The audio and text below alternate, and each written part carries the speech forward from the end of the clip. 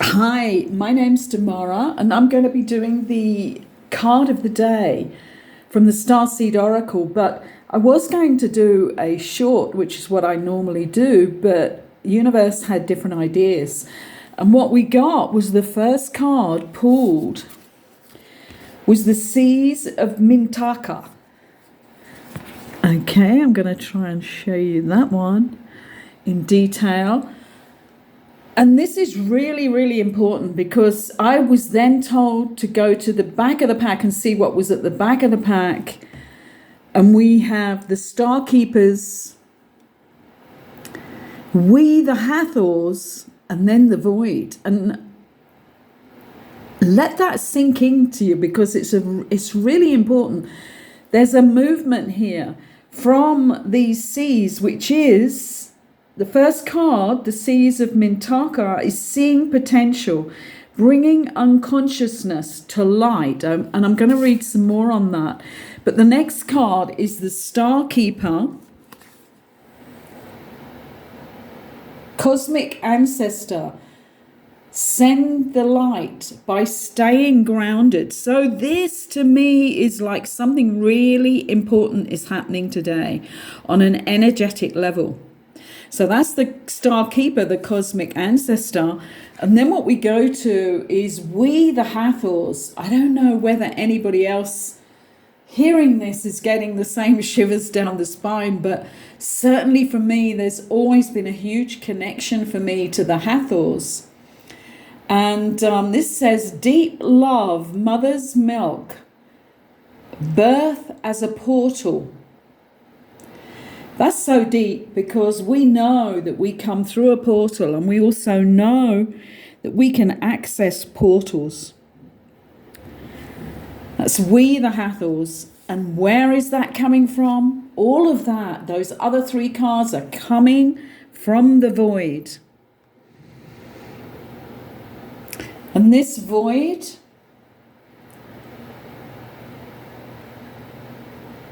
is where the great cosmic womb was birthing. First, we the Hathors, then the ancestor, the Star Keeper, and then we go to the Seas of Mintaka.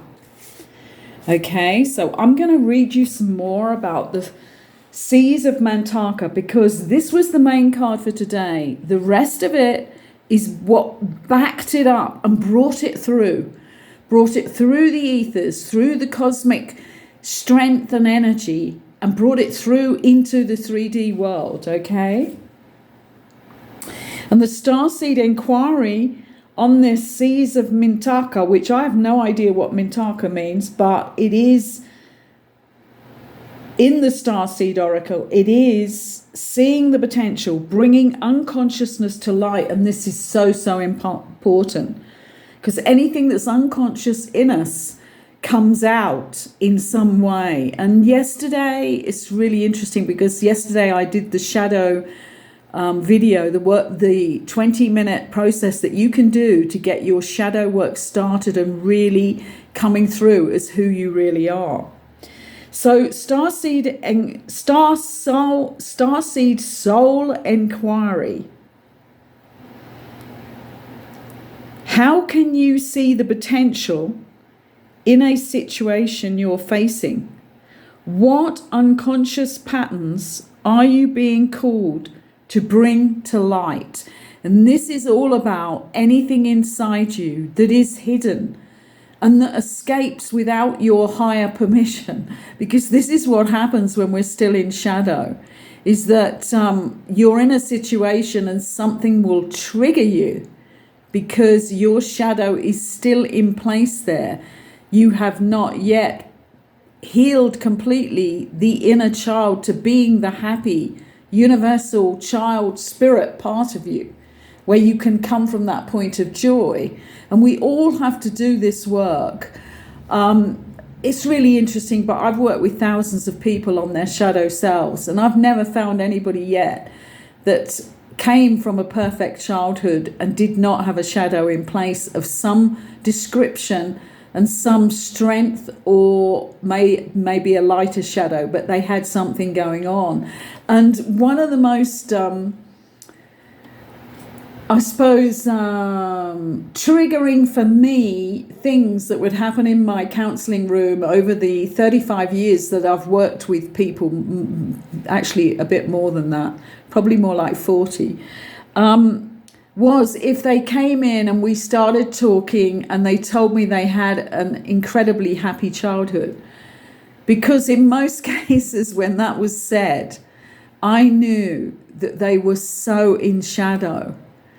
And this is another interesting thing about the shadow self, is that you're going to be in it to some degree. And what I used to have to access in my room, after a few years, I really figured this out, that if somebody was 60% shadow and 40% in the real self, it was a problem for me, and I had to get it to at least 50-50, where I had to help them to reveal and come through and trust me enough to be 50-50, because then I could start lifting the veils of the shadow with them and teach them how to do it for themselves through the process on the video that I put out yesterday. But it was really like a light bulb moment for me as to how much work I had to do with the person if they came in and said, no, nothing happened to me. It was all amazing. They were perfect parents.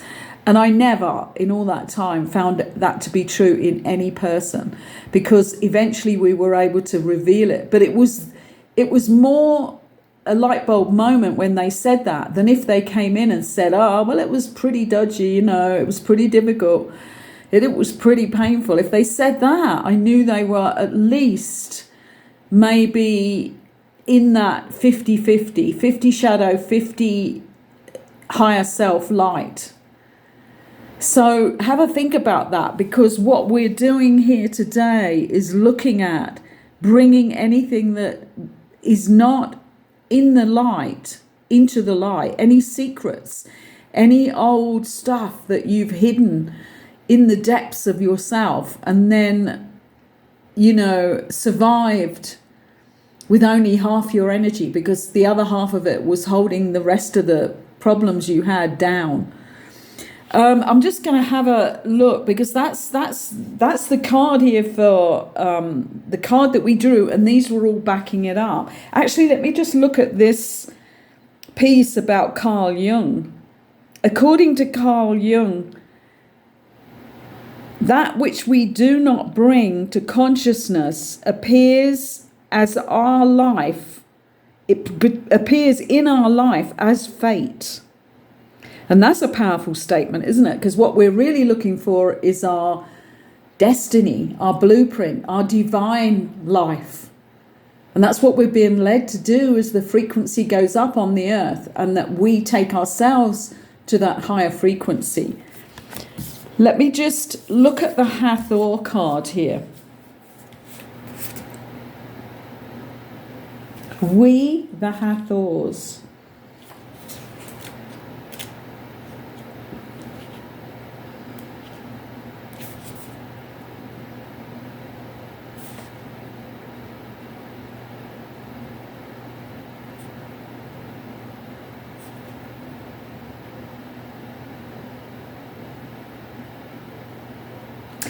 The Hathors are here to remind you that you are a child of the cosmos.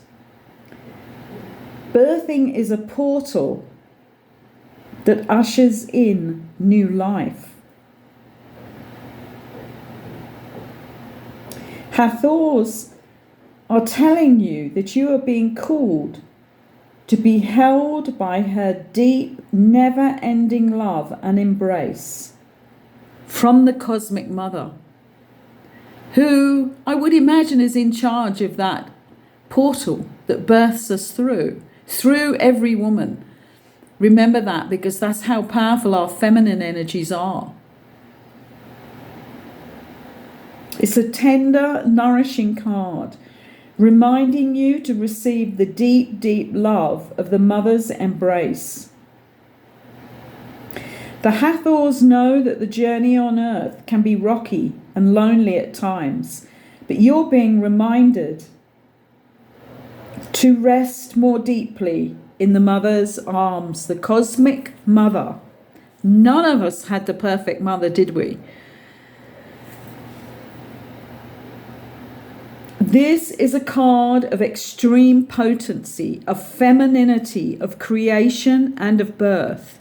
You're being called to mother yourself and others too, to surrender to your sacred femininity. And this goes for females and males. Remember, we're both male and female within our spirit that births onto this earth. And that is so important to realize that, because if we are a female without the male in us activated, then we will be weak and not going into action. And for the man, if they're always in action and they're not connected to the feminine, then they're not in their caring side, their intuitive side, their more loving, enduring and honoring side. So it's so important for both male and female. And to create and surrender your own creations, to hold and to be held. This is powerful, because all of this is backing you up. Birth being all of this, what is happening now in a world sense, but also in an individual sense, okay? And this has been given to us today, that it's come from the void. It has our cosmic ancestors backing this up and being around us in order to bring this through, both worldly and individually. And it has the Hathors bringing through the femininity, so that we know as we go through this new process, which is a birthing of some sort, that we will be held in the cosmic mother's arms, that we are safe. It's such a powerful 4-card read that we've been given here. And all I was looking for this morning was one card to talk to you briefly, but we're not being given that. And this is all about, remember, this is about bringing the unconscious and being brave enough to do that. Bring the unconscious to the light so that you can be living in your full energy, your full intuition, your full love. And if you have not done or completed yet the healing of your shadow self with all of your triggers, then go to the video I put up yesterday, which it's called the Real Healing Your Shadow 20-minute process. And it's the Fast Track to Cosmic Consciousness Part 5, actually, which I must put in the description. I forgot to do that. But you have the material there to work with you to bring your unconscious conscious. Thank you for listening. Thank you for allowing me into your sacred space. Please subscribe and give us a thumbs up if you think that this information is good for you. And please share if you can. Thank you again.